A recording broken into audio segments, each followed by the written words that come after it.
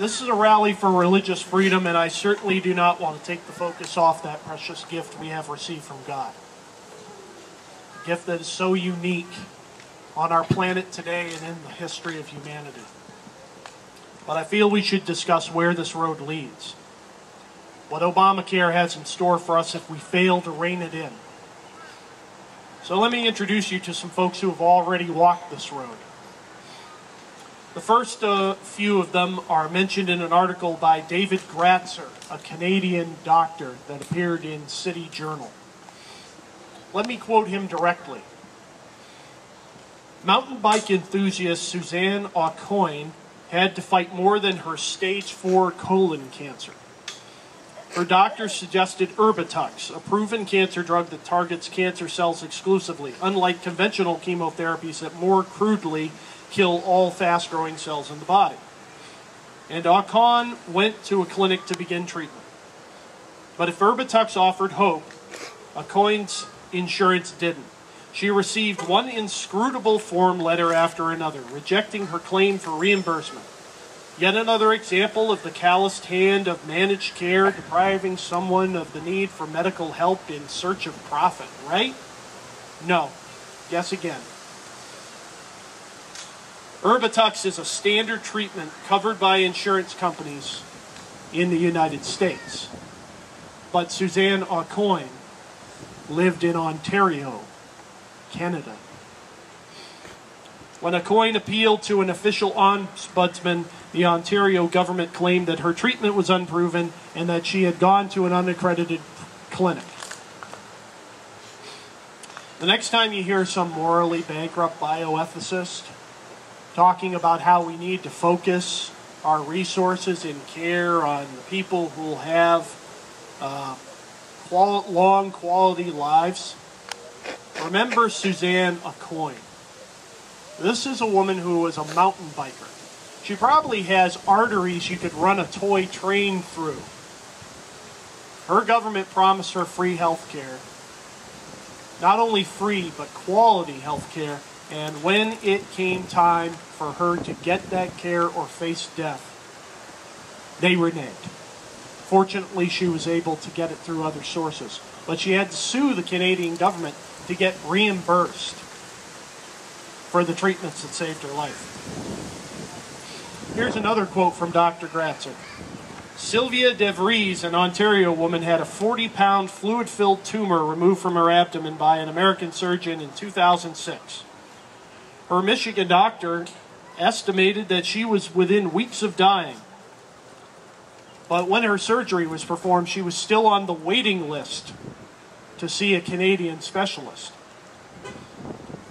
Let me tell you about Rick Baker. Rick Baker runs a company in British Columbia called Timely Medical Alternatives. He helps patients get treatments from non-government sources. Most of the time, that means going to America. One man had experienced a seizure and was immediately diagnosed with epilepsy. But he was having symptoms that weren't consistent with epilepsy, like constant headaches and nausea. So he wanted an MRI. The government told him it would take 4.5 months. Rick Baker got him an MRI within 24 hours. And the radiologist found a brain tumor. In 4.5 months, he would have been dead or brain damaged. Instead, he had surgery within weeks in the United States. Brian Day, the president of the Canadian Medical Association, had this to say to the New York Times in 2007. This is a country in which dogs can get a hip replacement in under a week and in which humans can wait 2 to 3 years. The same effects are seen in Britain. Tens of thousands of patients with chronic back problems were cut off from cortisone and other inflammatory steroids as a cost-saving measure just within the last couple of years. The UK Telegraph reported this under the headline, "Patients forced to live in agony after NHS refuses to pay for pain-killing injections." Do any of you remember anyone promising anyone in England agony? Do you think that 2,300-page monstrosity our government passed without reading it has a promise of agony anywhere in it. That's what the Brits got. I sat next to a fellow Freeporter last night who told me she's getting cortisone injections. We weren't even talking about the subject. And she said, I wouldn't have been able to come here tonight if it wasn't for those cortisone injections because I could barely walk last week. She was a British subject. She wouldn't be getting them.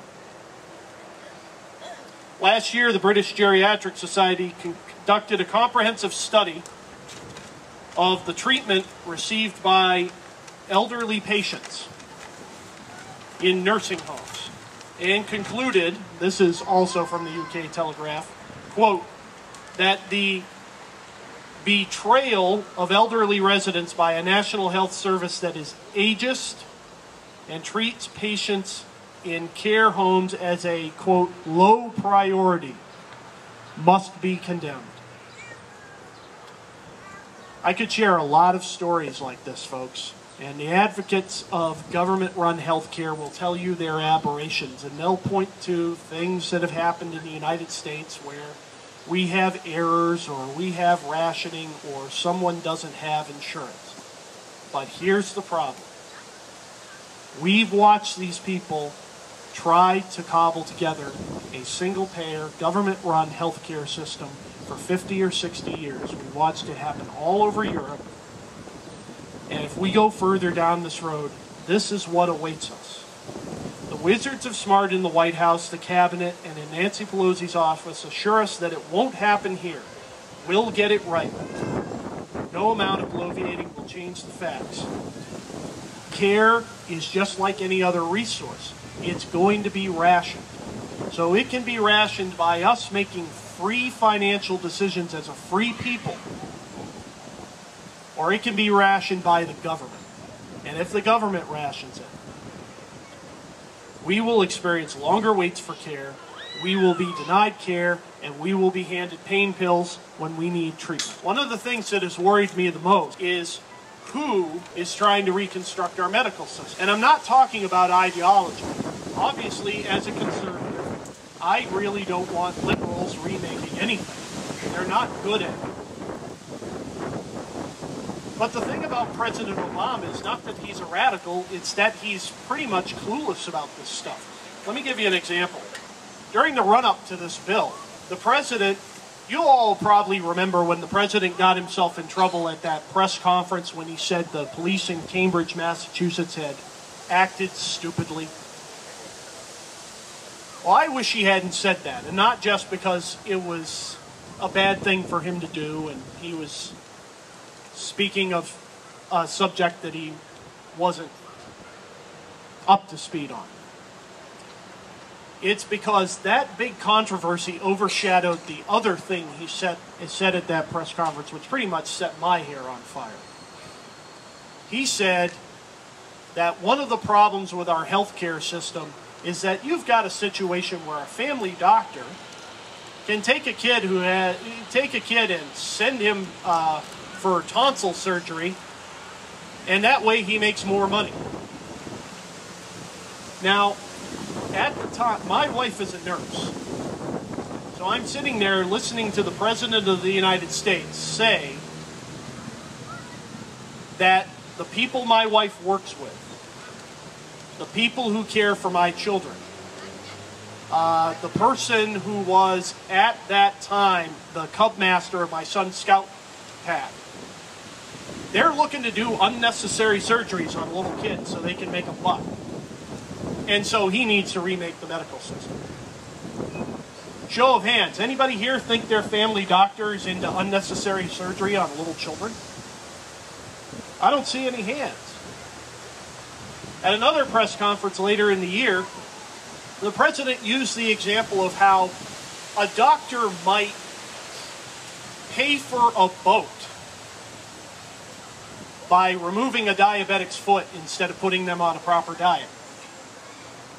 Again, the assumption here is that the reason people go into medicine is not to care for those who are sick, but to chop pieces off them and make a fast buck.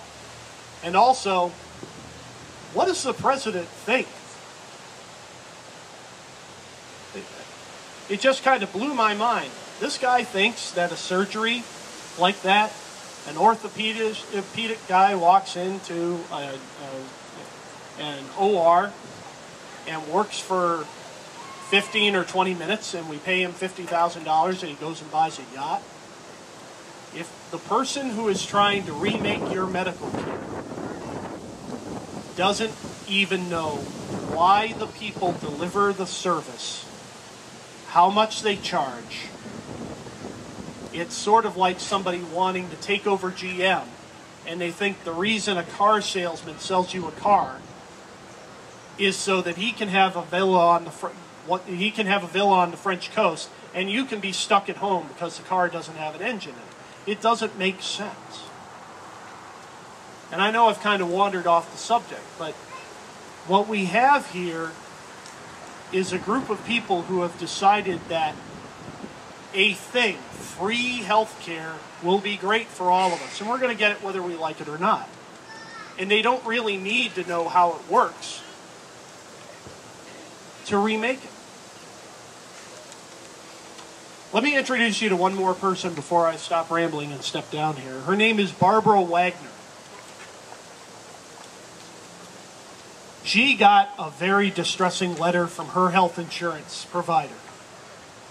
She had been diagnosed with lung cancer, and her doctor wanted to get a cancer drug for her.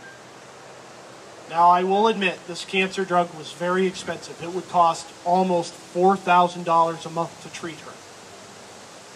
But it might save her life, and it certainly would give her months or years. Her insurance company told her that they wouldn't pay for it. Well, that's distressing. But they also said, you know, we will pay for assisted suicide. That's because Barbara Wagner's insurance provider was the Oregon State Health System. The people of Oregon were promised free health care for all. And they also were able to pass a law that put physician-assisted suicide in place. And when the two were combined, some bureaucrat somewhere figured out it cost $4,000 a month to keep Barbara alive and give her hope and give her time. Well, it only costs $50 to give her a pill and have a doctor stand there while she dies. She said to ABC News, "It was horrible. I got a letter in the mail that basically said, if you want to take the pills, we will help you get that from the doctor and we will stand there and watch you die. But we won't give you the medication to live." And the most interesting thing to me about that episode is that the letter to Barbara Wagner, which was received by several other people in the state who had the exact same problem, cancer, asking for an expensive drug, on the Oregon health system, all those letters were unsigned. I got to tell you, Mitch mentioned the Soviet Union. Well, in the Soviet Union, they'd at least send a commissar around to your house before it told you that you had to die for the good of the state. There'd be somebody who'd look you in the eye and tell you that.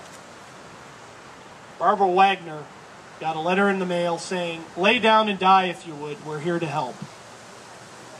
That's our future if we don't stand up, folks. That's our future if we don't stand up for liberty. And that's our future if we don't stand together. Because I know most of the folks here are Catholic. But everyone from atheists to Zoroastrians had better be ready to stand up for this. Because they're coming for you Catholics now with this mandate. But you know, I'm not going to get a letter in the mail that says, "Congratulations, you're a member of a Protestant church. You get medical care."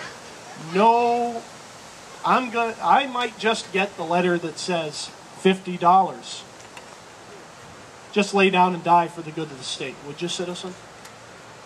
Let's not go there.